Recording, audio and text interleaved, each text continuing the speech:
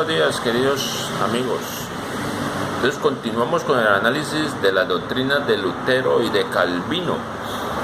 Entonces veíamos que Lutero apoyaba a la clase media y a la clase baja, pero también tenía una sumisión hacia las clases altas o a las grandes y poderosas autoridades en ese entonces. Entonces vemos que Lutero aceptaba la dirección de estas masas y las apoyaba, pero solo podía persistir en esta actitud hasta cierto punto. Debía romper la alianza apenas los campesinos llegaran más allá del ataque a la autoridad de la Iglesia y de la formulación de simples demandas de mejoras. Pero los campesinos avanzaron hasta transformarse en una clase revolucionaria que amenazaba con destruir los fundamentos del orden social, en cuyo mantenimiento la clase media se hallaba virtualmente interesada, porque tenía que defender sus intereses. Lo que pasa hoy en día, que la clase media defiende los poderes políticos para que se mantengan en el poder y se perpetúen en el poder, porque defienden sus intereses.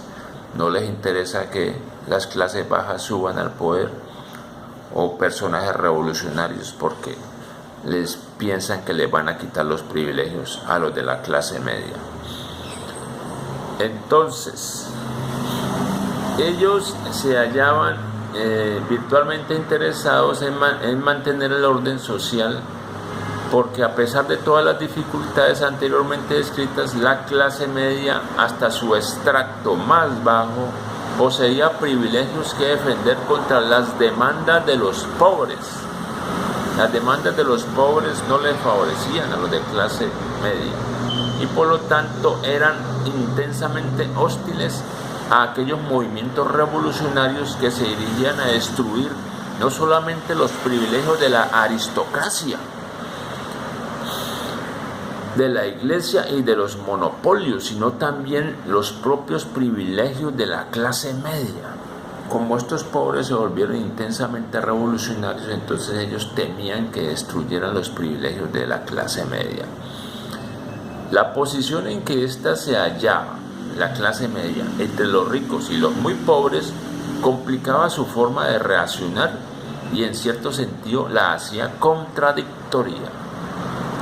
Deseaba sostener la ley y el orden, y sin embargo ella misma se hallaba virtualmente amenazada por el capitalismo creciente.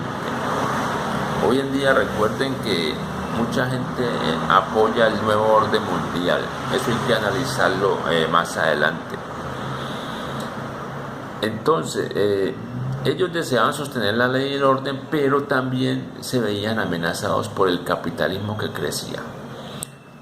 Tampoco los más afortunados miembros de la clase media eran tan ricos y poderosos como el pequeño grupo de los grandes capitalistas.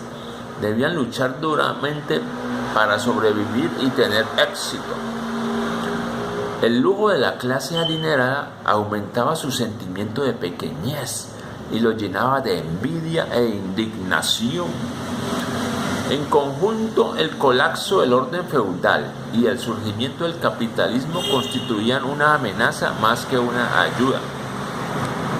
La concepción del hombre sustentada por Martín Lutero reflejaba precisamente este dilema. El hombre se halla libre de todos los vínculos que lo ligaban a las autoridades espirituales, pero esta misma libertad lo deja solo y lo llena de angustia. Lo domina con el sentimiento de insignificancia e impotencia individuales. Esta experiencia aplasta al individuo libre y aislado. Es como el que consume licor para sentirse fuerte, y sí, eventualmente en un momento se siente fuerte, pero después de que pasa el efecto del narcótico, del licor, se siente más pequeño, pequeñísimo, y experimenta su pequeñez. Entonces él se liberaba de las autoridades espirituales, pero también quedaba solo y se llenaba de angustia. lo domina con el sentimiento de insignificancia e impotencia individuales. Esta experiencia aplasta al individuo libre y aislado.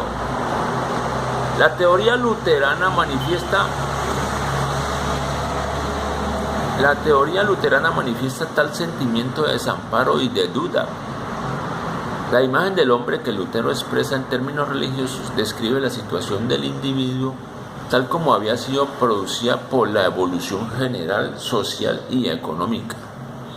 El miembro de la clase media se hallaba tan indefenso frente a las nuevas fuerzas económicas como el hombre descrito por Lutero lo estaba en sus relaciones con Dios. Pero Lutero hizo algo más que poner de manifiesto el sentimiento de insignificancia que prevalecía en las clases sociales que recibían su prédica. También le ofreció una solución. El individuo podía tener la esperanza de ser aceptado por Dios no solamente por el hecho de reconocer su propia insignificancia, sino también humillándose al extremo, abandonando todo vestigio de voluntad personal, renunciando a su fuerza individual y condenándola. La relación de Lutero con Dios era de completa sumisión.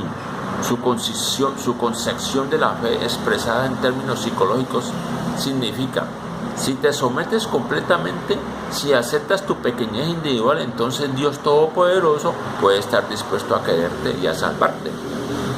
Si te deshaces por un acto de extrema humildad de tu personalidad individual con todas sus limitaciones y dudas, te libertarás del sentimiento de tu nulidad y podrás participar de la gloria de Dios. Por lo tanto, Lutero, si bien libertaba al pueblo de la autoridad de la Iglesia, lo obligaba a someterse a una autoridad mucho más tiránica, la de un Dios que exigía como condición esencial de salvación la completa sumisión del hombre y el aniquilamiento de su personalidad individual. Es lo que vemos hoy en día con esos falsos dioses, que incluso se camuflan en las escrituras, que la gente acepta ciegamente sin poner en tela de juicio. Por eso debemos analizar inclusive hasta las escrituras. Entonces, vemos cómo Lutero sometía al hombre a un Dios tiránico a cambio de una salvación imaginaria que él le decía y la llamaba la gloria de Dios, que el hombre podía disfrutar de la gloria de Dios si se humillaba. Entonces, eso aniquilaba su personalidad individual. Entonces, la fe de Lutero consistía en la convicción de que solo a condición de someterse uno podía ser amado. Solución esta que tiene mucho de común con el principio de la completa sumisión del individuo al Estado y a los líderes. Por eso es que los líderes, los políticos prometen y prometen. Entonces el pueblo obedece, se sume, pero después les hacen mamola. Porque ellos sienten que ahí va a encontrar cobija. El reverente temor que Lutero sentía a la autoridad y su amor hacia ella también aparecen en sus convicciones políticas. Aunque combatiera contra la autoridad de la Iglesia, aunque se sintiera lleno de indignación contra la nueva clase adinerada, una de cuyas partes estaba constituida por la capa superior de la jerarquía eclesiástica, y aunque apoyara hasta cierto punto las tendencias revolucionarias de los campesinos, postulaba la más absoluta sumisión a las autoridades mundanas y a los príncipes. Imagínense, postulaba la más absoluta sumisión a las autoridades mundanas y a los príncipes. O sea, ¿qué estaba haciendo Lutero? Apoyar a toda esa oscuridad. Aun cuando aquellos que ejercen la autoridad fueran malos o desprovistos de fe, la autoridad y el poder que ésta posee son buenos y vienen de Dios. Por lo tanto, donde existe, esto lo dice Lutero, el poder y donde éste